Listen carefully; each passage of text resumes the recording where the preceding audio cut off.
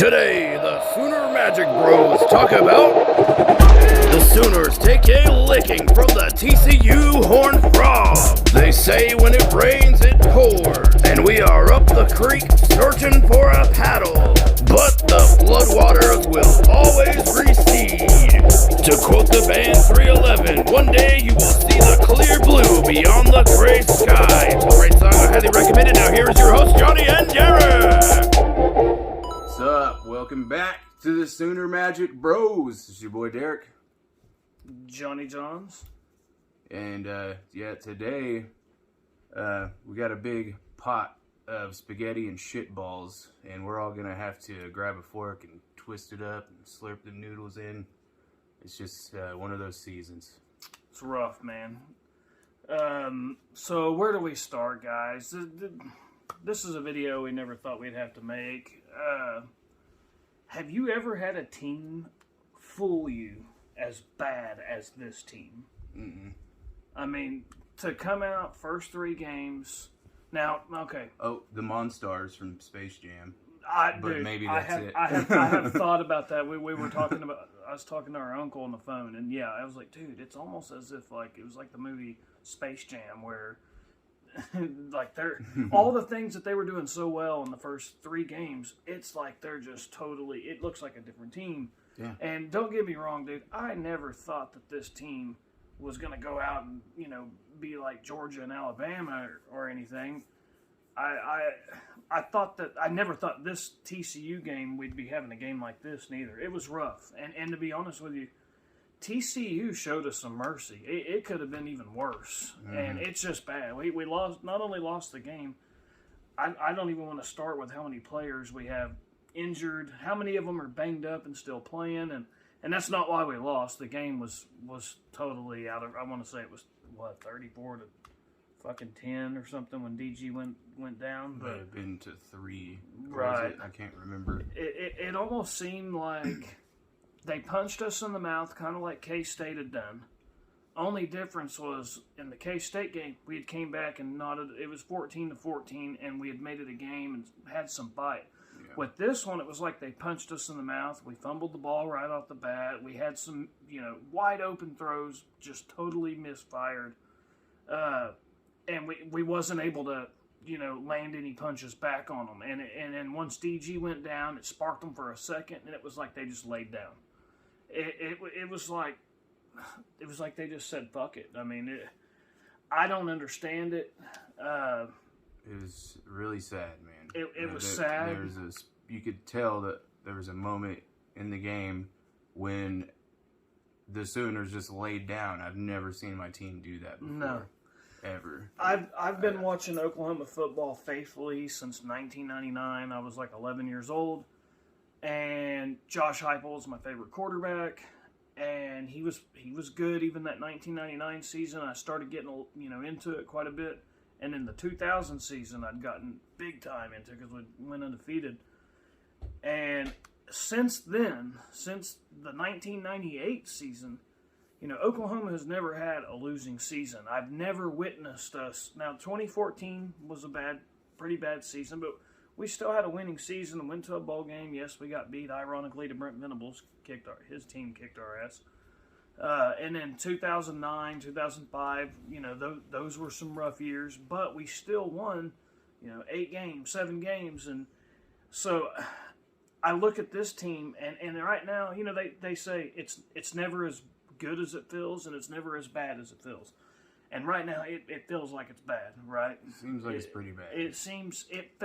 I've seen us get beat before. I hope I'm wrong, but it feels like bad. It's pretty bad. it feels bad, and then what a bad year to be rebuilding, reloading, whatever you want to call this. It's not a reload. This feels like a rebuild completely. I get it. We did lose like 14 starters, guys that either went to the NFL or they transferred. Not to mention the star quarterback or a good receiver in Mario Williams. We've lost Brooks went early, Jeremiah Hall, Austin Stogner, Perry on Winfrey. You can go down the list of lots of great players that we had last year we don't have this year. But I thought that with this coaching staff and with some of the guys in the portal, plus some of these incoming freshmen, I thought we would still maybe have enough to at least win 10 games. I mean, this is the last thing I thought was going to happen. I never thought I'd see us get smoked like this by TCU. And I'll tell you what, dude, the Big 12 looks strong this year. It does. To me, they look like they might be the strongest conference this year. They look good. The Big 12 looks really good. Like, what a bad year to... This is a bad year to be bad in the Big 12. I mean, holy shit. So, moving forward, man, I'm glad we didn't record this video yesterday. This has been weird. I mean, I remember sitting there watching it, and it was so bad that they bumped the game off and moved it on to like ESPN News. And I was sitting there looking at where it said we were number 18 right before it went off and moved to ESPN News, and I'm like, number 18. How long is it going to be before I see us ranked again, you know? Yeah. Like, how long? And I was a kid during the 90s, but my dad's told me all about it, you know? And I've known we're not going to be good forever. We're going to have some bad years, you know, or even a bad season here and there. But what do they got to do to fix it? Is this fixable? What is even the reason for it? I mean, Dylan Gabriel, Bevel, and, General Booty, Nick Evers, we can talk about the quarterback situation all we want. But when your defense is giving up 700 yards, it don't matter if Tom Brady's your fucking quarterback. You're not going to win many games. Baker and Kyler. We were able to win games with Baker and Kyler giving up that many yards. But we don't have nobody that's even close to those guys. I mean... at least not available yet. Right. Nick Evers may end up being pretty good. I say at this point, I want to see him improve. Maybe start playing some of the younger guys. Maybe not this week. It's OU Texas. But if things don't go well this week, and there's nothing that's giving me any faith that, I have hope. But as far as, would I bet my money on my beloved Sooners? Not right now. Not right now. Not right this second. But at this point, I'm like, dude, I'm just praying we can keep our winning season streak alive and at least come out with a winning season. I don't care if it's 7-6, and keep that recruiting class together. We got to keep this recruiting class. That right now is number one priority to me. You got to keep that class together and try to come out with as many wins as possible, because the Big 12 is strong, dude. I mean, even Kansas is good. Kansas State, TCU, Oklahoma State, Baylor. There's a lot of good teams this year in the Big 12, and I guess West Virginia is the only team you can look at on the schedule and say, like, man, we might make it. If we had Dylan Gabriel, maybe we could beat them. And Dylan Gabriel, man, I've wondered if he hasn't been banged up after that, like in that. Maybe he got hurt in the Nebraska game, or maybe he was hurt in the Kent State game, but still played decent against Nebraska. He hasn't looked right the last few weeks.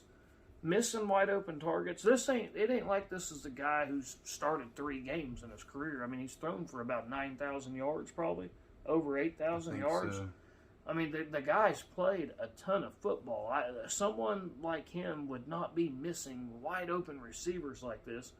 I fear that he is hurt, and that's another thing. When I remember seeing. Damn, man, I want to say it was towards the end of the Nebraska game. And I remember our youngest brother saying, man, Dylan Gabriel looks like he's hurt. And it may have been at the end of the K-State game. He goes, dude, Dylan Gabriel, it was either K-State or Nebraska, but he's like, man, Dylan Gabriel looks like he's hurt. So I don't know. That's a whole nother situation with the quarterback thing. Like, honestly, it doesn't even matter if we don't get that defense figured out. It's like they're overthinking. We don't have a chance if that defense doesn't get fixed. It's got to get fixed. It's got to get fixed, and so that's number one, that defense has to get fixed. And then the other big priority is if Dylan Gabriel can't go this Saturday, and I don't see him, I don't think he's going to play. I don't think he's going to play, and I don't think they should play him either, because I've had a few concussions, and they're no joke, man. Like, as much as I love my Sooners, I wouldn't want to risk Dylan Gabriel's health just to maybe get a win. On a 2-loss team already. I wouldn't risk it myself. Right. But yeah. It sucks. Now, Davis Bevel, I mean, if you look at our options, it's looking like DG. I don't know if it was 100% he had a concussion. It may have been protocol that they kept him out of last week's game and just to make till they knew if he had one or not. I don't know. But they're definitely probably not going to tell nobody, and no one's probably going to know. Man, he was out for a while. I would say he probably had one, but yeah, who knows? I don't think we're going to know until the game starts. But if I was betting on it, I'm going to say he's not going to play. So Bevel, hell, the guy might be our quarterback right now. So I've been trying to catch up and do a little research on him, and I guess he was a 4-star by Rivals. He was a 3-star by 247, and he did play in, I want to say it may have been the Peach Bowl for Pitt, and he completed like 14 of 18 of his passes. And maybe when the job ain't just thrown in his lap and he's got a whole week to actually practice with the starters, get the timing down with the starters, and actually get into a rhythm and just get, just kind of, I guess, knock off the rust a little bit. Who knows? The guy might end up looking quite a bit better than he did in last week's game. And then General Booty, the fan favorite, Nick Evers is the guy. I want to see Nick Evers or General Booty in there. And I'm hoping this week in practice, if and they know way better than we know who gives us the best chance to win. And evidently they know it's Bevel. And so I would like to see Bevel, maybe you give him 70% of the snaps in practice with the ones. And then General Booty, you give him 20% or 15%, and then you give the rest of it to Nick Evers. But with Nick Evers, he is the most highly recruited quarterback of all of them. Mm-hmm. He is also the youngest. And the way he can run and throw, and he ain't no little dude. He's 6'3". We've been kind of criticizing these short quarterbacks, getting balls batted down, or is DG having a hard time throwing, through the windows. He's not tall enough. But Nick Evers is 6'3". I want to say Booty's like 6'2". The other dude's a big son of a bitch. Yeah, 6'6". Yeah, he shouldn't have any balls batted down. But, so, man, I don't know who this team is, if I'm being honest. Yeah, I don't know if they know who they are. I just, for 3 weeks, they looked like, holy shit, this team. Especially after that win against Nebraska. Yeah. Nebraska, you can say what you want about them. Their offense looked pretty good. I know their defense isn't good, but their offense was, and that quarterback, that was a good running quarterback that we shut down against Nebraska. I'm not saying that he's, Bryce Young or Caleb Williams or Stroud, but he's good. And they shut him down, and I just don't understand how you can just totally have the wheels fall off like that. Mm-hmm. Like, it's mind-blowing to me. I've seen us get smacked like that by Johnny Manziel. I want to say it was like Landry's last year, maybe. Johnny Manziel torched our ass in a bowl game about 10 years ago. We seen Joe Burrow, torch our ass. We seen Matt Leinart in USC in 2004 torch our ass. But these guys, this was getting torched by the best of the best at that time. That USC 04 team, the LSU 2019 team, that was some of the best teams I'd ever seen. We got torched like that by TCU. It's alarming. It's not good. Like, there's no other way we can say it. It's not good. We're a long ways away. Yeah. And then to find out and also know that the guy calling plays for TCU was none other than Lincoln Riley's little brother. Like, are you shitting me, dude? Like, dude. And when it comes to the Lincoln sucks and, he only won 55 games because Baker was good and Kyler, and I guess all them guys were just good, by themselves. Like, the quarterback coach coaching quarterbacks, but those quarterbacks were all just good. Caleb Williams, Jalen Hurts, Baker Mayfield, Kyler Murray, the dudes at Eastern Carolina, I believe is where he was from before here. They were all just good on their own. No. I think it's about time maybe we say, Lincoln Riley was good. Yeah, he's good. And maybe appreciate now. You don't know what you got till it's gone. Maybe now people are starting to realize the hate we've had towards him is because he was good, not because he sucks. Yeah, it's because of the way he left us. Of course, we would have loved to have seen it be the way we wanted to tell ourselves it was. We would have loved to have seen it be a thing where he goes down there and they're 4-8 again, and we're 12-0, and we were the ones that was good, not him. The truth is, Oklahoma had good players, and he was a good coach. And right now, we aren't we don't quite have the players, the talented rosters that we've had in the past. But I do still. I mean, theyese coaches are proven. They've done well at other schools. So guys were in position to make plays. They didn't make them. Guys just got smoked. I mean, guys were getting smoked, and I don't know if maybe we're putting so much pressure on this defense that they're too tense. They're too. I don't know, but there's a disconnect somewhere. Yeah, they looked lost. They looked lost. Did there was hardly any execution of any play, it seemed like. Right. On both sides of the ball. And missed tackles. Like, I thought they practiced tackling all week. Oh, yeah, right. And then, yeah. Something else I want to say is, Jaron Canick goes out there against Nebraska, and he leads the team in tackles. We haven't seen him since. All we heard was something along the lines of, well, he don't have a clue what he's doing. Okay, well, if those guys that we've seen against Kansas State and TCU do know what they're doing, let's go ahead and put the guy who don't know what he's doing back out there. Yeah, let's see what happens. I want the guy that don't know what he's doing. The guy that led the team in tackles. I don't know if he played in the game or not. I don't think I saw him, but I remember saying, "Where's Canick? We got to at least try him out there." Straight up, yeah. He sees ball and gets ball. Right. I mean, some people, and I get it, man. Some of these older guys might look a little better in practice, and then there are some guys that are practice players and some guys that are gamers, and we got to start throwing them out there and seeing who is a gamer and who isn't, man, because it's at this point, dude. I mean, I know in 2020 we had lost our first 2 conference games. It was just like this. We'd lost to K-State, then we lost to Iowa State. The only difference is we didn't get smoked and blown out in either one of them games. We were ahead and took our foot off the gas a little bit and then got beat in a close game. We did that twice. This, it was never, right off the bat we fumbled, which was very much out of character for Mims to fumble the ball. It started piling up. Yeah, a mistake here, a mistake there. It started to snowball, man. And Brent Venables told the guys at halftime, we're going to see what we're made out of. And hopefully he's still telling them that. We're going to see. And you know what?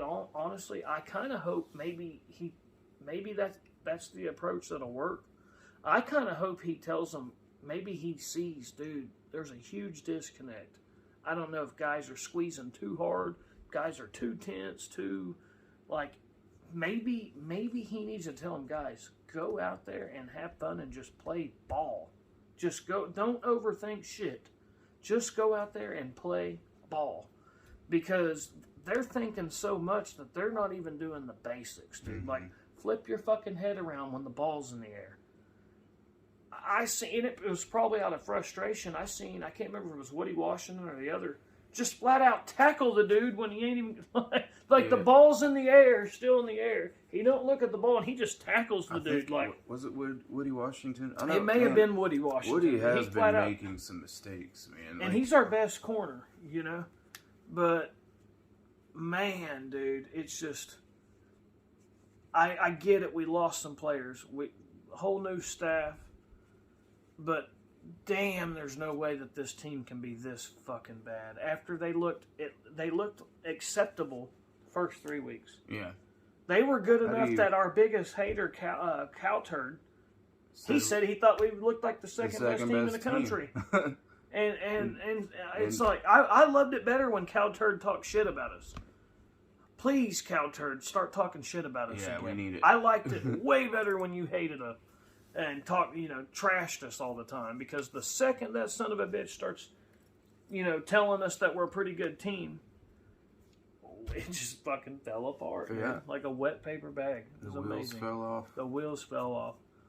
But man, we got to get I was saying this earlier. It's one way or another, some way, somehow, we got to at least get one wheel back on this thing. And we're just dragging the rest of the axles along the way. We need something, man. Right. We got to get rolling. Yes, I've seen the 2016 Baker Mayfield team that we had with who was it, D.D. Westbrook and Baker, and pretty good team that year. But they had started off, and they did get beat down pretty good. It was by Ohio State, which again, I say better than that TCU team's pretty fucking good. But so to act like this has never happened, and then we was able to rebound and salvage it and at least have a decent year, would be a lie. 2020, we did lose 2 games. I was about to lose our third to Texas. Took 4 overtimes. We pulled out the win and ran the table after that. We also started off 1-2 in 2016. We had lost to Houston. And then I think we may have won 1 game and then got our ass kicked by Ohio State at home. And it was like, dude, this is horrible. We are 1-2. And then we ran the table. So it has happened. But, man, we didn't have our star quarterback hurt. Baker Mayfield was healthy the 2016 season. And then the 2020 season, when it happened, lost 2 games, was about to lose the third. We had Spencer Rattler, but we also had Perkins coming back, Ramondre Stevenson coming back.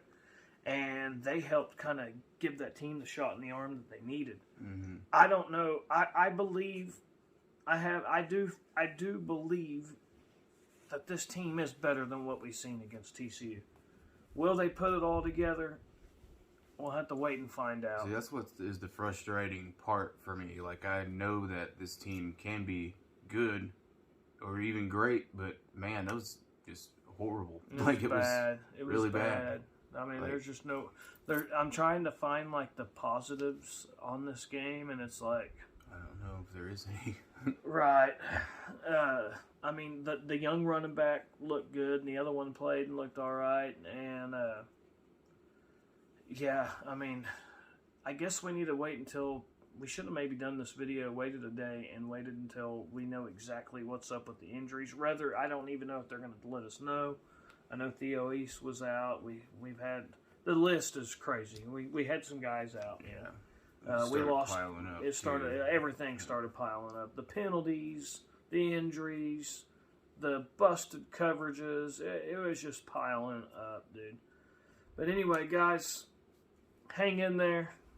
Don't drink too much. It just went from bad to worse, and there's nothing we can say about it. It sucks.